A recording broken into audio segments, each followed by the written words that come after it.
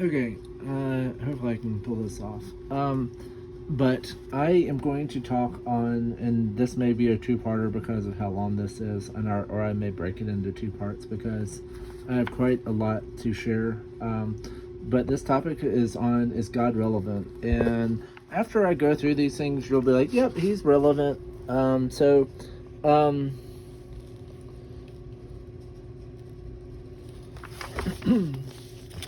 where I'm going to start is, so I'm going to start in Enoch. And so Enoch basically said, I know Enoch is one that is considered to not be relevant. However, it's one that explains the luminaries and everything else, and you'll see that in just a second. So it talks right here. So it says, and this is the first law of the luminaries.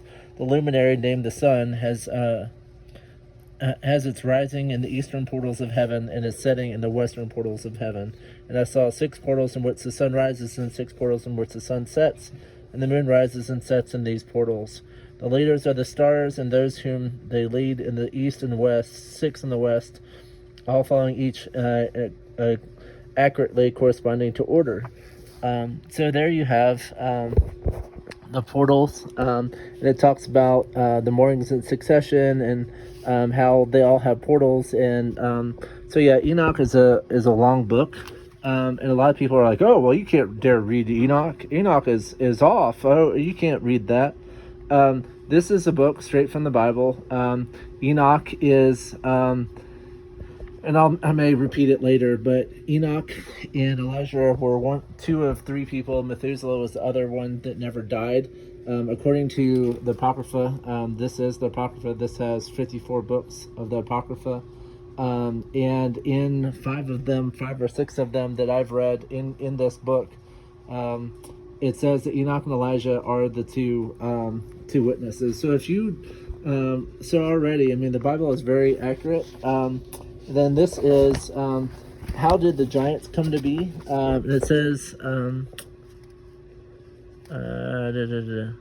now as the watchers who have sent you to intercede for them, who had previously been in heaven, say to them, you have been in heaven, but all the mysteries been yet revealed to you. They're the ones that. And it says, you have made these known to the women in the hardness of your hearts, and you have no peace. And I thought, okay. And it says, now the giants who were produced from the spirit and flesh will be called evil spirits on the earth, and their dwelling will be on the earth. Evil spirits have proceeded from their bodies because they are born from men, and their beginning, and they will be called evil spirits. And as for the spirits of heaven, their dwelling will be in heaven. And as for the spirits of the earth, which were on the earth and dwelling, so the women that they slept with, according to a couple of the books that I've read, became mermaids or sirens. They called them sirens back in the day, but these are the ones that the fallen angels came. It's also about I can't get these terms straight. The Anunnaki and the Nephilim that came to this world. So you have I believe, 200 at the minimum fallen angels that came to this world. But Enoch is a Bible, a book of the Bible, and I think there are other books in the Bible that also talk, but this was the most relevant one to talk about how the sun, the moon, the stars operate. And it's because the reason why I point this out is because the world operates way differently than you think. Supposedly, we are on a spinning ball. Supposedly, we are rotating fast, and nothing happens unless it's a spinning ball. But that's completely hogwash. So. Sorry, I'm losing. You can see all my notes. So, and this is several ways you can learn about the flat Earth. It also talks in Enoch. It says the pillars of the foundations of the earth. There's many places in the Apocrypha where it talks about the foundations. Um, and if you ever talk to a flight, and the person that guides the flight, a pilot, sorry, my brain is not working. The flight paths do not match our map. I mean, if you see the flight paths, are like, it's like going way over here to go way right here. But if you actually look at the flat Earth map, it actually matches up, and I can't pull that up at the moment.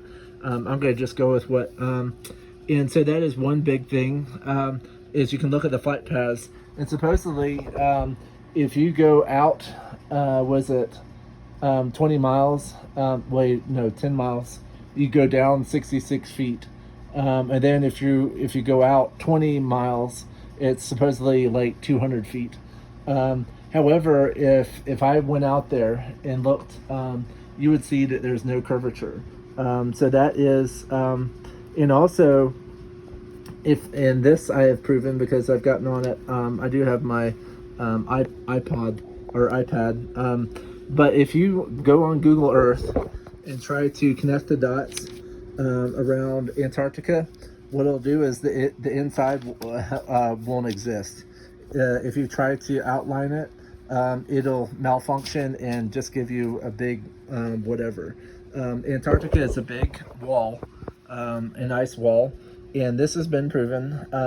If you look at the outer lands that supposedly exist, you'll see maps where there are other lands beyond it. So yeah, and also I find it very strange that supposedly if Antarctica existed, then why is there a treaty on the 60th parallel of all the countries? And especially with how much each other has gone against each other. We've had 3 world wars. So you don't think that some of them are going to fight each other over Antarctica? That's completely hogwash. It's so the flight. So Antarctica is definitely, and also if you look up maps before 1950s, you'll find that they're all basically they have the it's just a circular disc, and basically everything north is pointing towards the inside. So it's pointing basically towards the Arctic Circle. So yeah, so that is very much a. So what I'm trying to show you is the Bible is very relevant, and so is all this different things. And we also know from so that was an account from Enoch. So this is Ron Wyatt, and he found the real Mount Sinai. So this is the rock that Moses split. They have evidence of everything that was talked about in the Bible, because the people griped, saying that they were going to die of thirst. This is the rock that was split, and they're actually below it. They have all smooth rocks, and this is in the middle of the desert. This is in Saudi Arabia, and so this is the rock that was split by Moses. This is the real Mount Sinai. If you look up Mount Sinai without the person Ron Wyatt, he is the one that found the real Mount Sinai. So you can see how it's charred on the very top of it. So this is the real Mount Sinai, and it's where God came and basically talked to Moses and talked to the people, because it says he came down in fire in a cloud, and it squirts the crap out of the top of the mountain, which it says right there. And then I also mentioned about this is actually the carvings, and in it there is a golden calf. I just basically put in Mount Sinai with Ron Wyatt, but this is it shows the golden calf, and this is a stone right next to, and there's an altar and everything that is located here, and it has all the I don't know if it shows the altar. And this was going to be my next one, but this is one of the stones left from Noah's Ark that they found at Mount Ararat. This is basically a drag stone or an anchor stone, and basically it was attached to Noah's Ark, and there were many of these trying to keep the boat upright. And it's just like any ship that is trying not to go very far, what they did is they do put their anchors out in order to make the boat not sink. So sorry, but this is Noah's Ark. So if you think Noah's Ark doesn't exist, there it is, and it is in many drawings. And there's the stone again. But this is the aerial photo of Noah's Ark. It was actually found, so we do know that it was built. We also know from many of the historical accounts that it existed. It is one, and so he did this in the 1980s. And yeah, but Ron Wyatt is the one that has found a lot of this. There is one of his stories claims that the Ark of the Covenant was under Mount Golgotha in this really hidden room that not very many people could get to. And we're not really sure where the Ark of the Covenant is. Supposedly it was found in the near future, or it was found recently. It was in Revelation. It talks about how the Ark of the Covenant was found. So this is Noah's Ark. And so I'm just trying to show you that so with all this being said, and with Enoch and all these others, I'm trying to show you that that everything that is said in the Bible is true. That what we have come up with is completely hogwash. Just think about the Big Bang. The only thing that existed before the Big Bang was God himself. God is more than, he's not, he does and he doesn't have a physical form. He's more of an energy, and he was born, or not born, I don't know how to describe him. He was, no one, I mean, we won't be able to understand with our human minds how he came into being. He was not made of male and female. He is a major amount of energy. He can see the past, present, and future all at once. But there's a Big Bang, and because we can see that the universe is expanding, and that was his God's way, or Yahweh's way of gaining knowledge. He wanted to learn that knowledge, so there was this great, basically, he sent all of the energy out all at once, and so that happened. And I'm trying to just go through my notes, but these are all my notes, and so I'm trying to show you why God is relevant, and we can see evidence that all the stories are true. We know that the Bible was written by about 40 different people that lived throughout a span of about 2,000 years. And some of them have been handed down for a long time. But it's because it originally started out in Aramaic and Hebrew, and then went to Greek and Latin, and then into English. So we know that all these things came into being. If you want more about the giants, it is in the Bible as well. It talks about it in Numbers 13:32, men of great size. It also talks about it in Deuteronomy 1:28. People are bigger and taller than us. And it talks about a guy named Anakim. It also talks about him in Deuteronomy 9:2. He was a big dude. But yeah, so this proves that giants were big. Amos 2:9, Amorite, and basically it talks about Amorites as being the height of cedars. Cedars are 60 to 70 feet tall and strong as oaks. So if you've ever seen oaks, they're extremely strong. They can handle wind and everything else. If you've ever lived in the southeast, they can handle winds up to over 100 miles an hour. However, I have seen them snapped as twigs. There was a hurricane and they were snapped as twigs. So yeah. But yeah, so the stories are real. They found Noah's Ark, so all the places that are real. We know that it's a flat Earth, and the reason why the flat Earth is such a big deal is because we don't live on a spinning ball. Have any of you ever been in a helicopter or anywhere else and the plane is level? You never, like when you're flying in a plane, does it go like this and dip down? If you were on a curved ball, wouldn't it dip down every so often? Like if you were following a curve that supposedly every 10 miles it goes down, well, after 10 or 20 miles and you're flying, what, 400 miles an hour, you'd think it would be nose down and you would feel the nose, because when you go into landing, doesn't it do this and go down and you feel it and you slow down and that type of thing? Well, wouldn't you feel it if there was a nose down situation? So we live on a flat earth, and this is very important, and Enoch goes in to explain it, because it talks about how there are treasuries in whatever, for the wind, for the rain, for the hail, for the sun and the moon.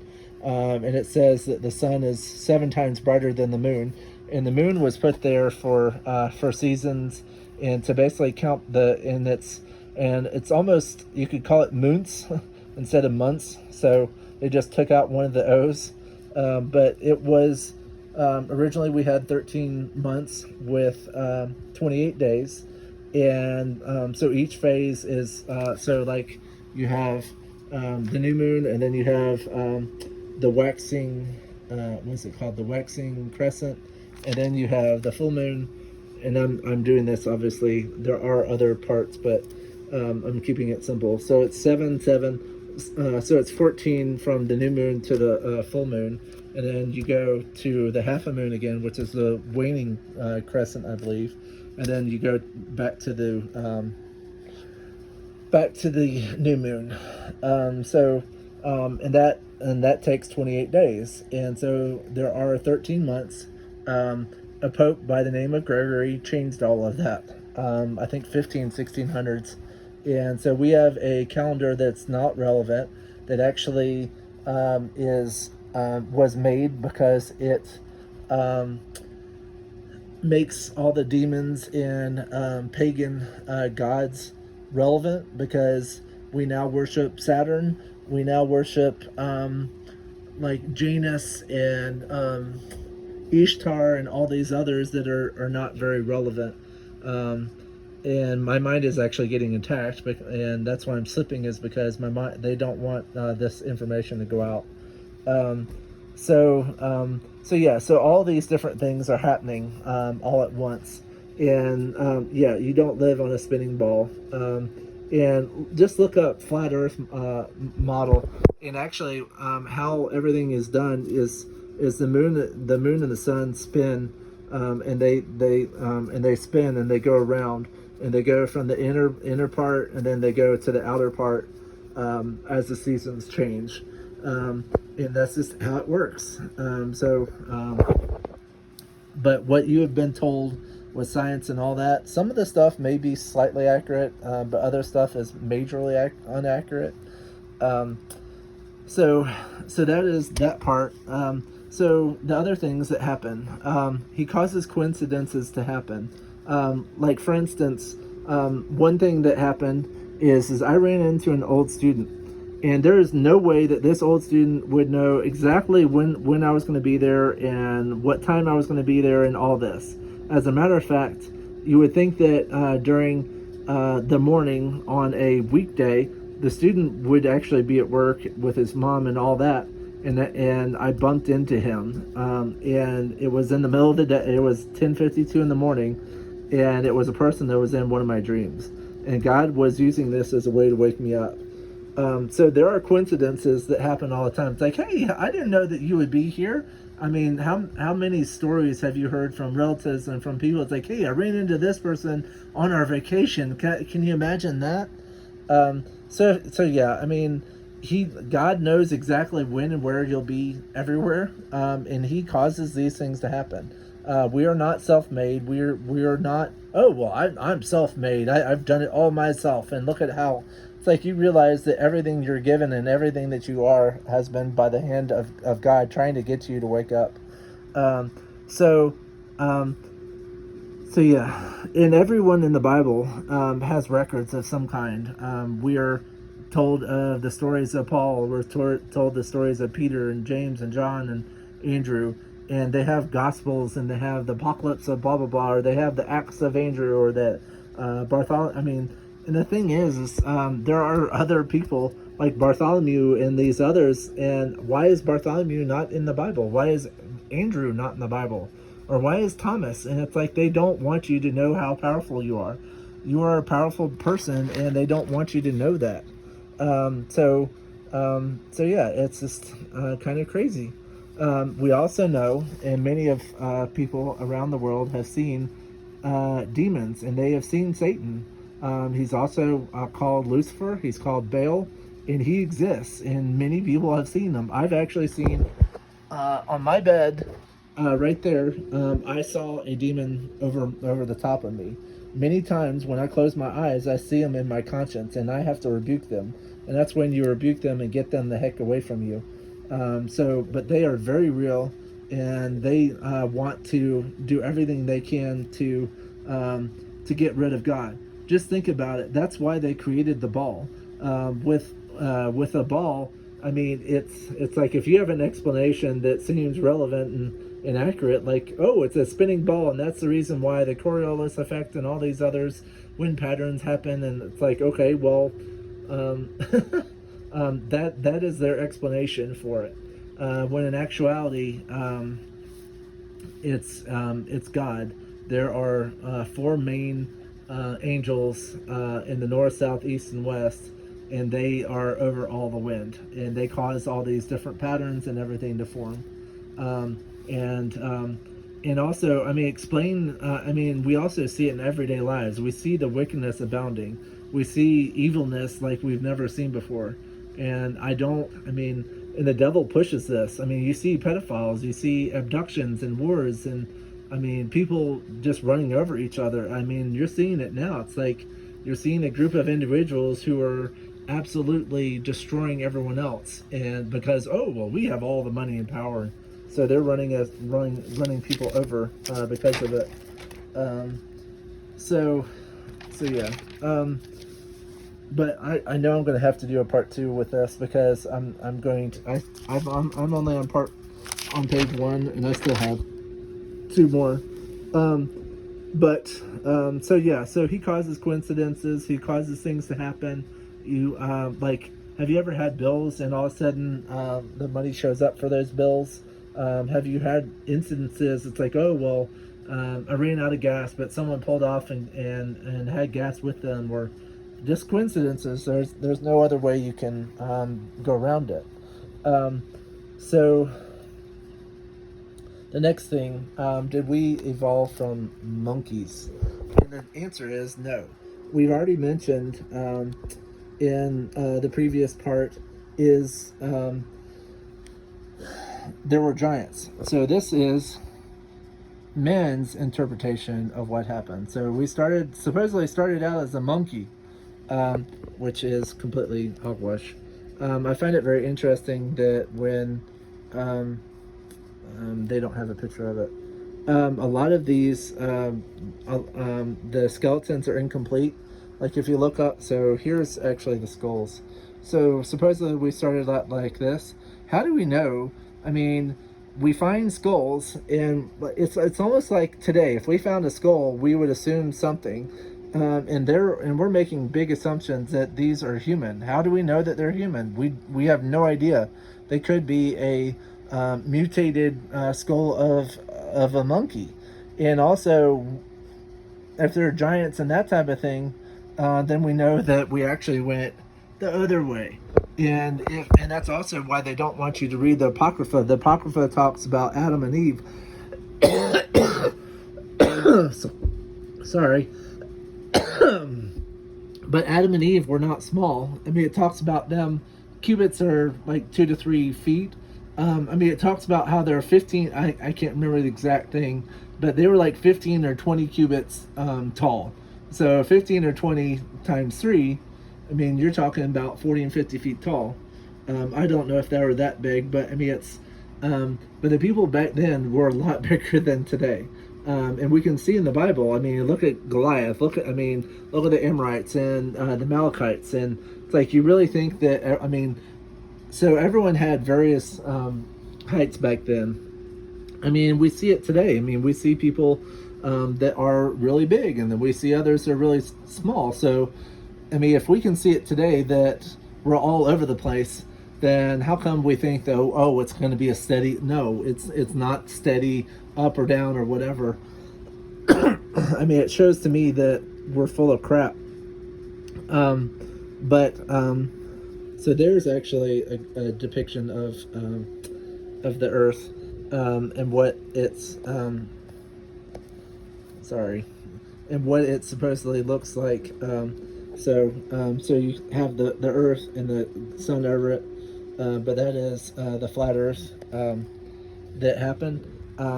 So I'm just trying to show you. And they're claiming that they have thousands of intermediate fossils when in actuality they have like 5, 10, maybe a few more. But these are not intermediate fossils. These are probably monkeys. And the thing is even if you look up creationist in Annie, the monkey that is supposedly or in between, it makes huge leaps. It doesn't have human bones, yet it's saying that it was flat-footed. Well, if you don't have the bones of the foot, how do we know it's flat-footed? And all of them are incomplete skeletons. Some people have actually, have pieced together multiple skeletons and put them together, claiming they're one skeleton, and that's happened. Or we've come out with skeletons and made moldings and other things and put them together. So yeah. And also, I mean, and these are two examples that I have, even in the animal world, of animals that look like they do one thing and are another. Like the possum. If you look at the possum's teeth, I mean, they're highly serrated, and I think they have 52 sets of teeth. And so they have the most teeth, and you would think that they would, like, oh, well, if they have serrated teeth, oh, well, they've got to be a meat eater. And so if they have canines and incisors, which is what they do instead of molars, it's like, oh, well, they're meat eaters, and actually they're scavengers, and they eat anything they want. And so they're not a meat eater. Another one is a bear. If you've ever, I mean, you can look this up. If you've ever seen a bear, bears, yeah, they're big, and people think, oh, they're man eaters, and they take people out and sorry, and they eat them for dinner. Bear's diet is like 80% plants. It's only 5 or 10% that's actually fish, and there's regional variations in them. So yeah. But yeah. So what I'm trying to show you are evidences that yes, the Bible is very relevant, and I'm going to pick it up in a second video. I'm trying to just show you evidence and make it as complete as I can, and show you video as well as other evidence that what I'm saying is accurate. So join me for part 2, and if you want, you can scroll through or just kind of meander through the stuff. And sorry that this is long, but it's very relevant.